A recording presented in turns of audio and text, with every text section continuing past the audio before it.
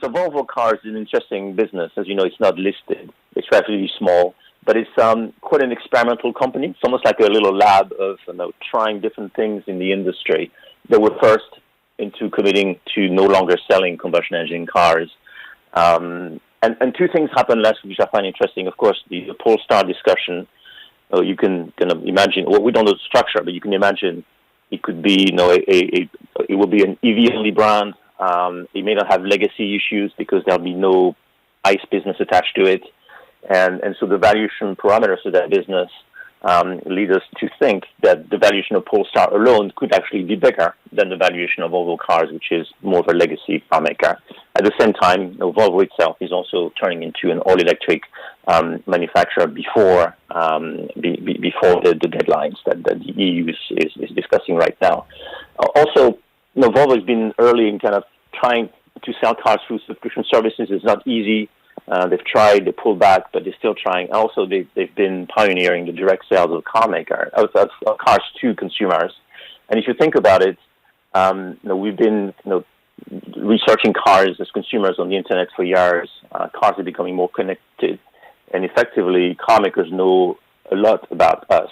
And so it's a natural evolution in our view that cars are increasingly going to be sold directly from car makers to consumers.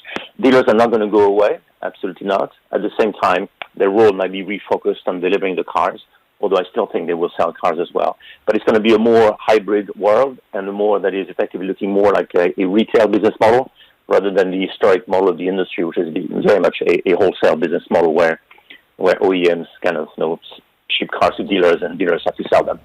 Philippe, you mentioned the European deadlines before. We've been talking a lot about Fit for 55 this week, a catchy term that the Europeans are trying for. But what were the market-moving implications that you saw for the auto sector? Well, I mean, it's ambitious, it's needed, and all this, no doubt. I think a slight disappointment for me is that it is very much a continuation of what the kind of regulation we saw for many years now. In terms of, it measures emissions at tailpipe.